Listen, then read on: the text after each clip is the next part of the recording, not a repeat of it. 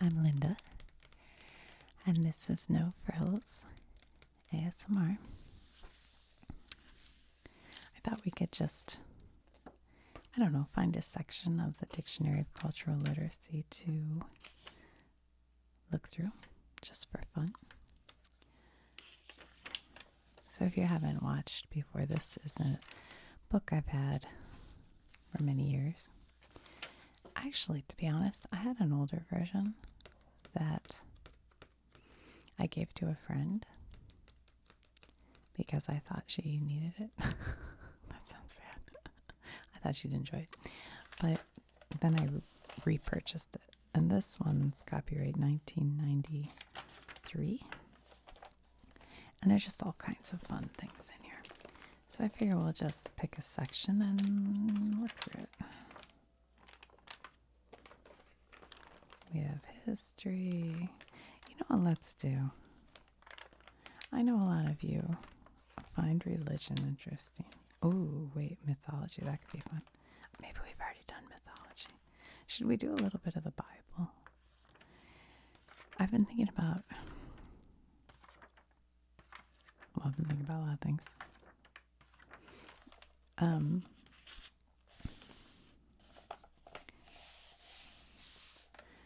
So I grew up going to church every Sunday. And I even, for a while, as an adult, I went to Bible study. I taught Sunday school. I was the worst Sunday school teacher ever. Although I did see one of my students recently, and I felt embarrassed because I knew I was bad, and he said that I was a great Sunday school. But not because I taught Sunday school. I taught him like the centuries and why the first century. I don't know. I wasn't really that into teaching Sunday school part of it.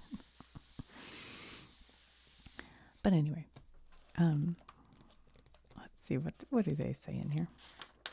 The reason I think knowing about the Bible is important, I've said this before, but it shows up in so much poetry, music, literature, these stories, in movies. If you're touring historic places, you're going to see all this stuff. So it's kind of useful to know what you're looking at and why it's important to people. That's my point of view on that. So let's see, this is alphabetical. They start with Abraham and Isaac, the first two patriarchs of the Old Testament. God made a covenant to Abraham, telling him to leave his own country and promising to give his family, the Hebrews, the land of Canaan. This was the promised land. God also promised to maintain the covenant with Abraham's son Isaac. After a time, God tested Abraham by telling him to sacrifice Isaac as a burnt offering. Abraham obediently placed Isaac on the altar and took a knife to kill him. Then an angel of the Lord appeared and told Abraham to spare his son. Since Abraham had proved his faith, the sacrifice of his son would not be required. Both Jews and Arabs claim descent from Abraham. Jews through Isaac, Arabs through Abraham's other son Ishmael. Abraham's devotion to God make him a model of faith to Jews and Christians alike. The bosom of Abraham is a term used in the Gospel of Luke and in poetry often refers to the peace of heaven. So there you go.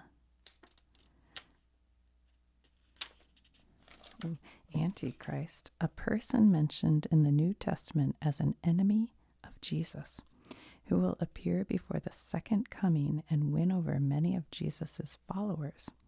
The Antichrist is often identified with a beast described in the book of Revelation, whom God destroys just before the final defeat of Satan.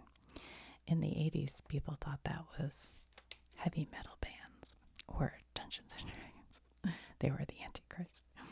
Since the New Testament was written, people have frequently tried to prove that an individual human being was the Antichrist. Some of the candidates have been the Roman emperors Nero or Caligula and the modern dictators Hitler and Stalin. The 12 apostles, the 12 men chosen by Jesus to follow him and to spread the gospel after his death. They included Peter, James, John, Thomas, Matthew, and Judas Iscariot, who was later replaced. Paul, even though he was not one of the 12, is generally considered an apostle because of his crucial role in the spread of Christianity. In general usage, an apostle is someone who preaches or promotes a cause, particularly a religious one. The term also connotes, I guess that's right, it sounds funny, a disciple. Armageddon. In the book of Revelation, the site of a final and conclusive battle between good and evil, involving the kings of the earth and the whole world, on the great day of God Almighty. Figuratively, Armageddon is any great battle or destructive confrontation. This is what I want to do a video on, so I'm not going to read that one right now, but it's the Tower of Babel. I'm thinking about that because I always like that story.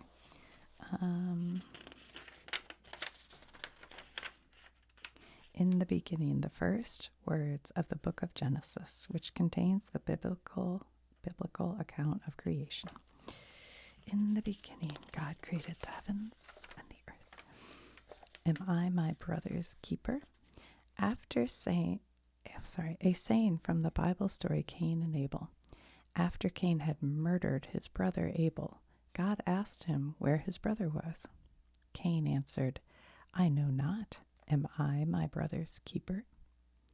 Cain's words have come to symbolize people's unwillingness to accept responsibility for the welfare of their fellows, their brothers, in the extended sense of the term. The tradition of Judaism and Christianity is that people do have this responsibility. I don't know if I read that right. I felt sloppy.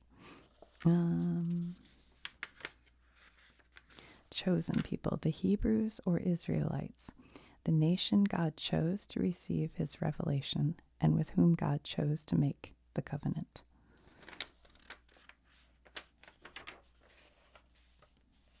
Crucifixion, crown of thorns.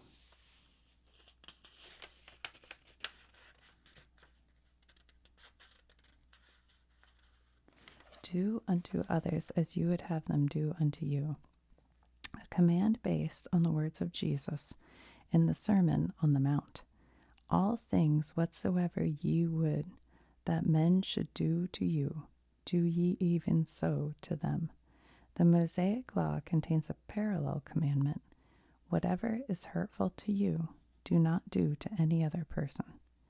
Do unto others is the central ethical teaching of Jesus, often referred to as the Golden Rule, and often not done, I would say.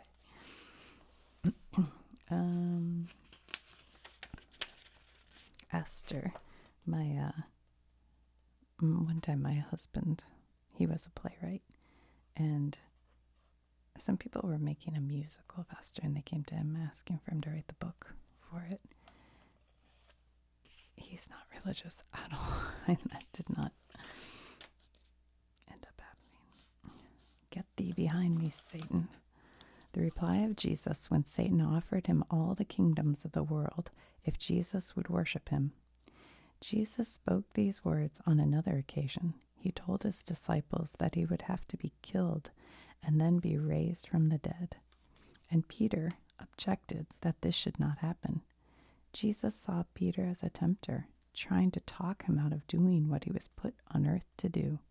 He then spoke the same words, "Get thee behind me, Satan," to Peter. Whew, that's a tough one, boy. You know, there's a musical called Jesus Christ Superstar, and there's like a touring production that's supposed to be very good. But it got me listening to the song Gethsemane from that musical, where Jesus is in the Garden Gethsemane and he knows he's going to give up his life, for the people. And he's having like a momentary, questioning God about, oh my gosh, that song. I don't care if you're religious or not. It's like, as a human, you're just like, oh my God. He has this moment. Wait, where is good? Let's look up Gethsemane. It's so good. So good. Take this cup away from me. He goes, take this cup away from me. I can't bear to taste its poison, feel it burn. I'm not as sure as I was before. Good song. Why don't they have Gethsemane in here? What kind of book? They must. How could it not be in here? I'm sure it's in here. I'm sure I looked it up in here.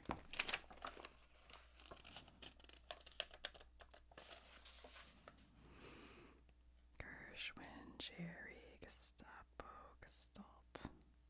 What? That's so weird.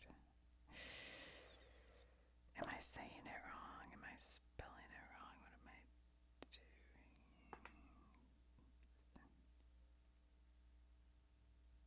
doing? Huh. That is so weird. I'm very surprised it's not in here. Good Samaritan. In one of the parables of Jesus, the only one of several passerby to come to the aid of a Jew who has been robbed, beaten, and left to die on the roadside. The kindness of the Samaritan was particularly admirable because Jews and Samaritans, people of Samaria, were generally enemies. Jesus told the parable of the Good Samaritan to answer a man who had asked him, "Who is my neighbor?" He forced his questioner to admit that the Samaritan was the true neighbor of the man who had been robbed. Figuratively, Good Samaritan are people who go out of their way to perform acts of kindness to others, especially to strangers.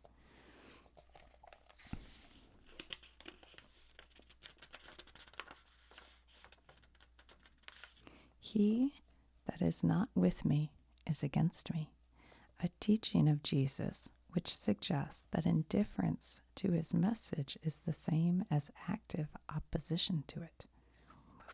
What is this handwriting on the wall? A phrase recalling an Old Testament story about Daniel. While a king was holding the Jews captive in the foreign land of Babylon in the 6th century BC, a mysterious hand appeared, writing on a wall of the king's palace. The king called upon Daniel, who interpreted it to mean that God intended the king and his kingdom to fall. The king was slain that night. Figuratively, the expression means that some misfortune is impending. His firing came as no surprise. He had seen the handwriting on the wall for months before. Interesting. I never thought about that. I think I did know that at one time. I just forgot. Gospels, the first 4 books of the New Testament, which tell the life story of Jesus and explain the significance of his message. Gospel means good news. In this case, the news of salvation made possible by the death and resurrection of Jesus. The 4 Gospels are attributed to Matthew, Mark, Luke, and John. Here is hell, the dwelling place of Satan, devils, and wicked souls condemned to eternal punishment after death, a place of pain and torment. Hell can refer figuratively to painful or extremely tough situations. Hell is usually pictured as an underworld filled with heat and fire. Jehovah, another name for God, an approximation of the holiest name of God in Hebrew. The name was held so sacred that it was never written or spoken, and scholars are not sure exactly how it should be pronounced. It means I am that I am, or I am the one who is. In the incident of the burning bush in the book of Exodus, God, speaking out of the bush, tells Moses that this is his name. I think, I could be wrong, but isn't Yahweh also, like it could be pronounced Jehovah or Yahweh, or let's see if Yahweh's in here. I think that might be right. They don't have it. Huh, I'm surprised they don't have it. Okay. Here is Palestine in the time of Christ. So here's Nazareth, home of Joseph and Mary. We have Bethlehem, birthplace of Jesus, because everybody had to go back to their home, like birthplace, to be counted in the census. I believe that's why Mary was heading that way. Is that right, you guys? Jericho, the Dead Sea.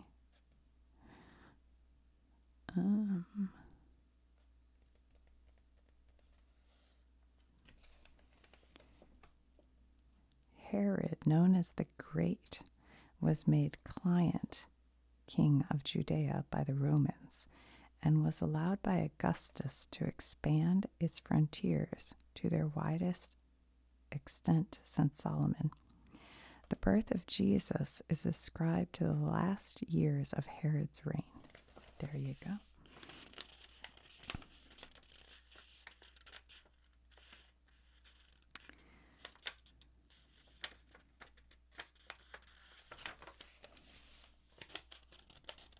Jonah and the whale.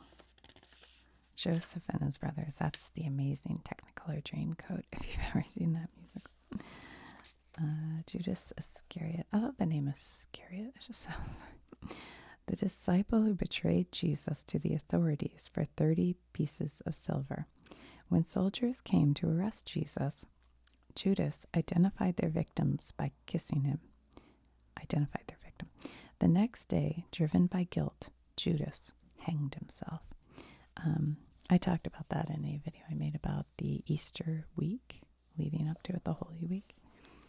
Figuratively, a Judas is a betrayer, especially one who betrays a friend. A Judas kiss is the act of seeming friendship that conceals some treachery. Here is the Last Supper.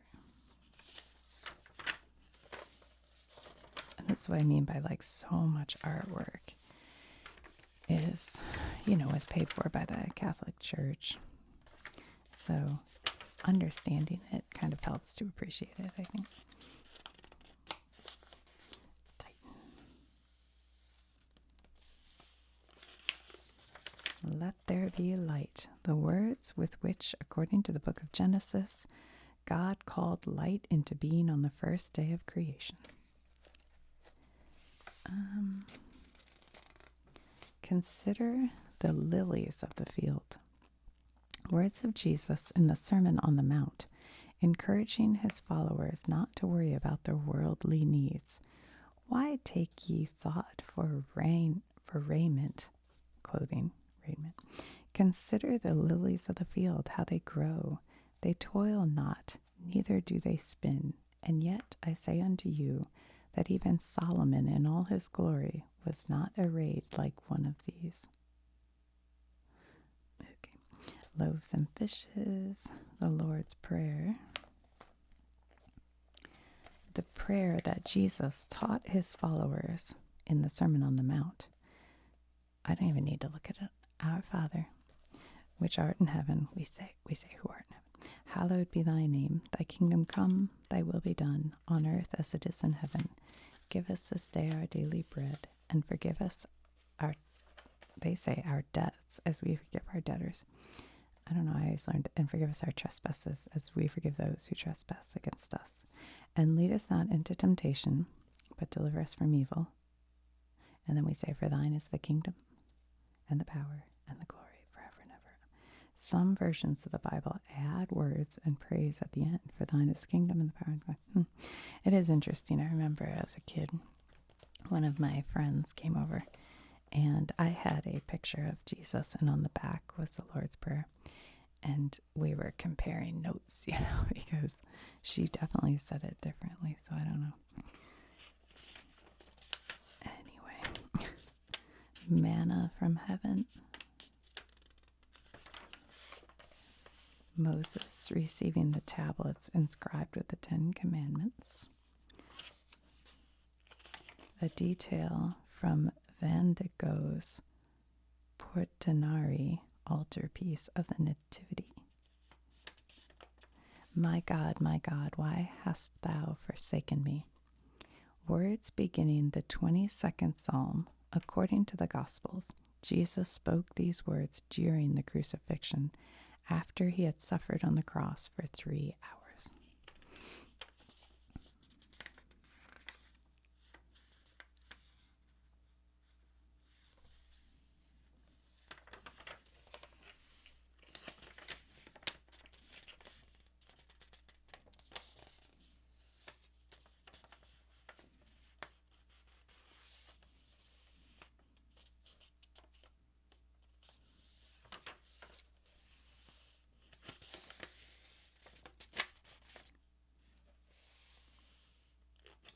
Physician, heal thyself, a biblical proverb meaning that people should take care of their own defects and not just correct the faults of others. According to the Gospels of Luke and Matthew, Jesus said he expected to hear this proverb from the people of his hometown of Nazareth, because they would want him to work miracles there, as he had in other towns nearby. But he did not do many mighty works there because of their unbelief. On the same occasion, Jesus said, a prophet is not without honor, save in his own country. So they would say to him, physician, heal thyself.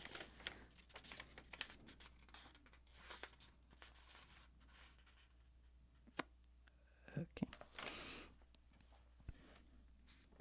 A prophet is not without honor, save his own country. Words spoken by Jesus to the people of Nazareth, the town where he grew up. They refused to believe in his teaching because they considered him one of themselves and therefore without authority to preach to them. The expression is now used of anyone whose talents and accomplishments are highly regarded by everyone except those at home.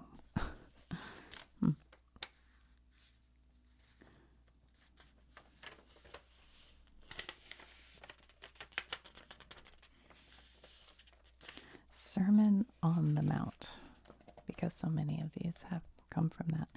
In the Gospel of Matthew, the first sermon of Jesus, it is a central expression of the teachings regarding the new age he has come to proclaim. Jesus tells his followers that he expects them to be even more generous than the Mosaic law requires.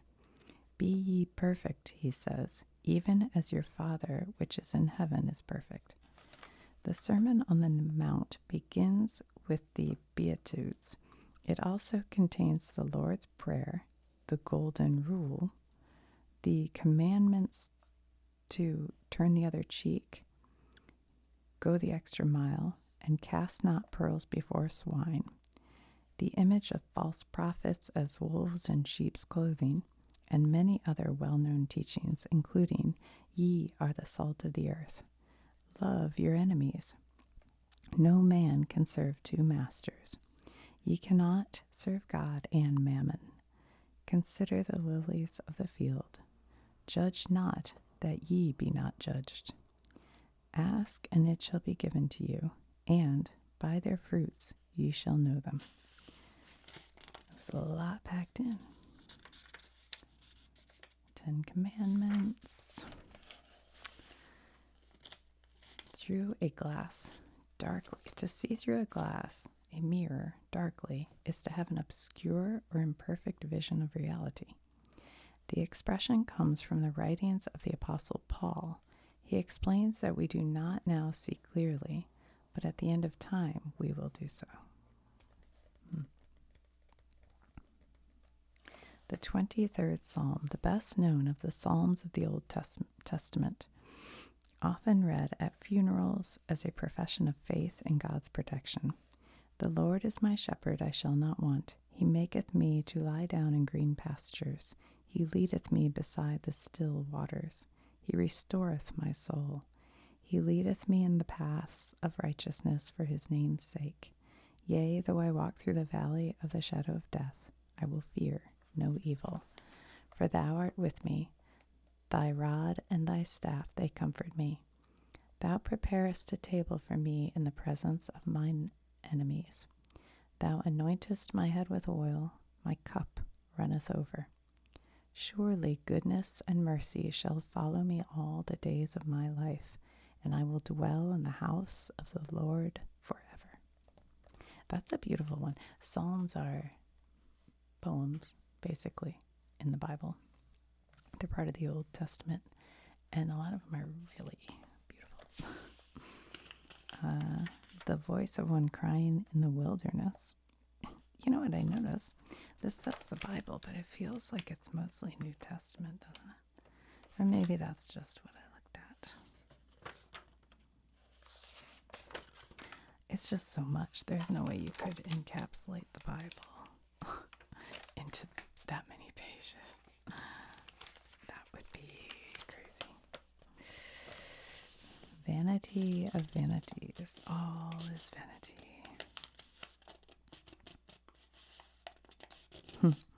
A statement at the beginning of the book of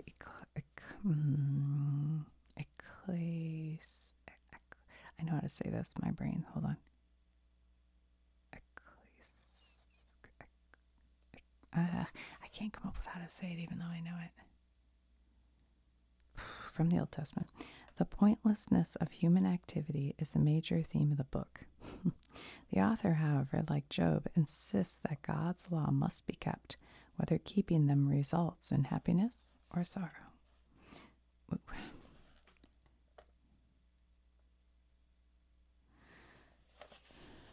Walking on water, a miraculous act performed by Jesus according to the Gospels. They record that Jesus walked on the Sea of Galilee to rejoin his disciples who had departed ahead of him in a ship. When he reached the ship, the winds that had been blowing stopped, and the disciples worshipped him as the true Son of God. Figuratively, to walk on water is to perform an impossible and godlike task. When I told him the project had to be done by Tuesday, he made me feel as though I were asking him to walk on water.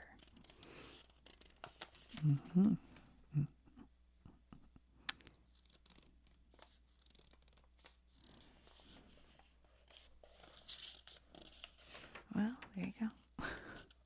Sodom and Gomorrah.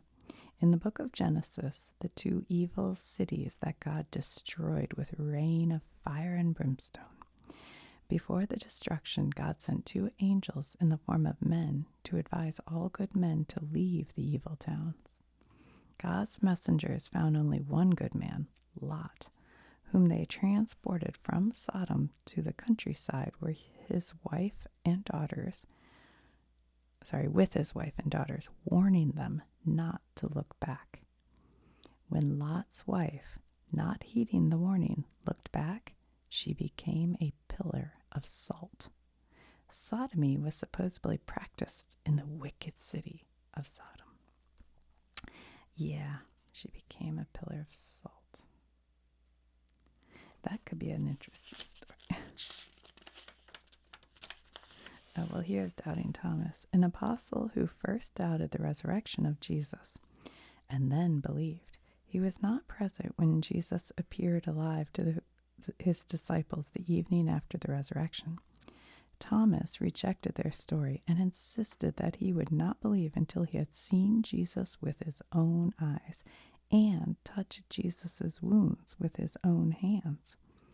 A week later, Jesus appeared again when Thomas was with the group. He invited Thomas to touch his wounds and believe. Thomas then confessed his faith, saying, "My Lord and my God." Jesus replied, "Thomas, because thou hast seen me, thou hast believed. Blessed are those that have not seen and yet have believed." And that's like one of the how a lot of churches explain faith as something you haven't seen and you believe. A doubting Thomas is someone who demands evidence to be convinced of anything, especially when his demand is out of place. It's, yeah.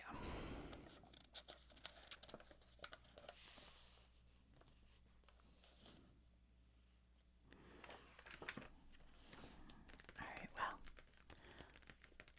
a little bit